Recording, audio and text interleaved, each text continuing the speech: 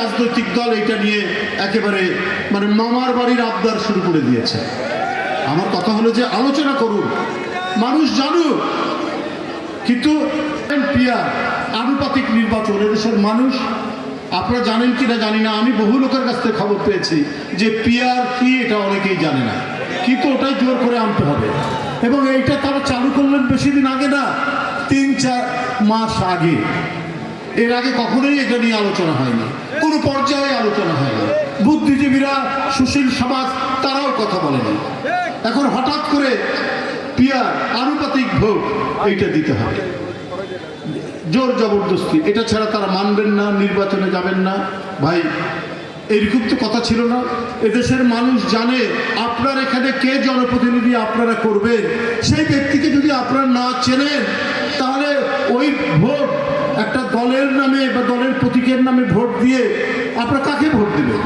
আপনারা সেই ব্যক্তিকে ভোট দিবেন যে আপনার সুখে দুঃখে আনন্দ বেদনায় আপনার কাছাকাছি, আপনার পাশাপাশি যারা থেকেছে আপনারা তাকেই তো ভোট দিবেন। কিন্তু পিয়ার পদ্ধতিতে সেটা নয়, হয় কোনো দলকে দিতে হবে না দলের নামে প্রতীককে, তারপরে কেন্দ্র থেকে বাছাই করে দেবে। তো এটা তো মানুষ পরিচিত নয় এই ধারণার সাথে, কিন্তু দু একটি রাজনৈতিক দল এটা নিয়ে একেবারে মানে মামার বাড়ির আবদার শুরু করে দিয়েছে।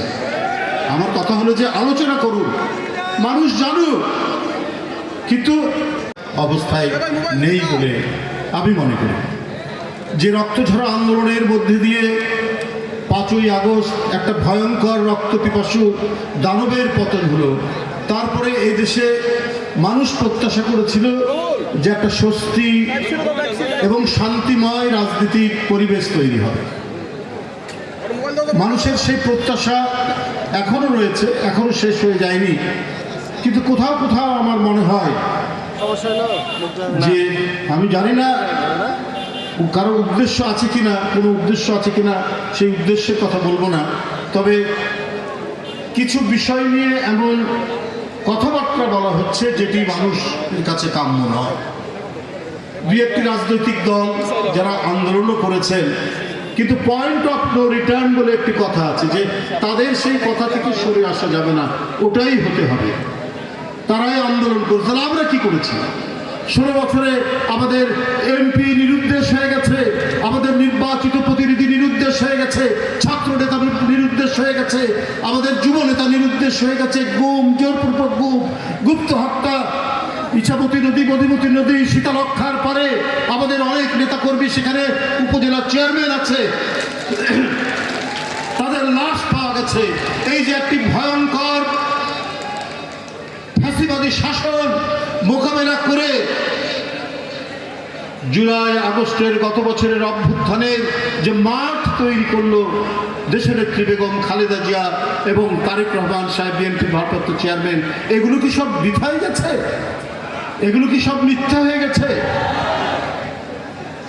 130 জন শিশু জীবন দিয়েছে। এই শিশুগুলো কোন পরিবারে? আহাদ নামে একটি শিশু, আরো অনেক, আহাদের বয়স মাত্র 4 বছর। আপনার 4 বছর থেকে 11-12 বছর পর্যন্ত, একটু দাঁড়ান প্লিজ, প্রমাণ পরে দেন, সময় নেই প্লিজ। এই 10-12 বছর, 12 বছরের ছেলে, আমি তো শিশু, 130 জন মারা গেছে। ছাত্র জনতা তো মারা গেছে। তো এই আন্দোলনের যারা জীবন দিয়েছে তারা অধিকাংশই তো বিএনপি পরিবারে, আর বিএনপির নেতাকর্মী সরাসরি যারা মিছিল মিটিং করে, এই ধরনের প্রায় 450-র উপর নেতাকর্মী মারা গেছে। তাহলে সব বৃথা। আজকে সংস্কার নিয়ে সংস্কার কমিশন হয়েছে, তারা বসছেন, অনেক বিষয় সবাই একমত হচ্ছেন, আবার কোনো কোনো বিষয়ে দ্বিমত হচ্ছেন। এটা তো গণতন্ত্রের রীতি। কিন্তু আগে দিচ্ছেন প্রস্তাবনা, তারপরে দিচ্ছেন শর্ত। এটা কিরকম ভাই? আপনার প্রস্তাব রাখলেন।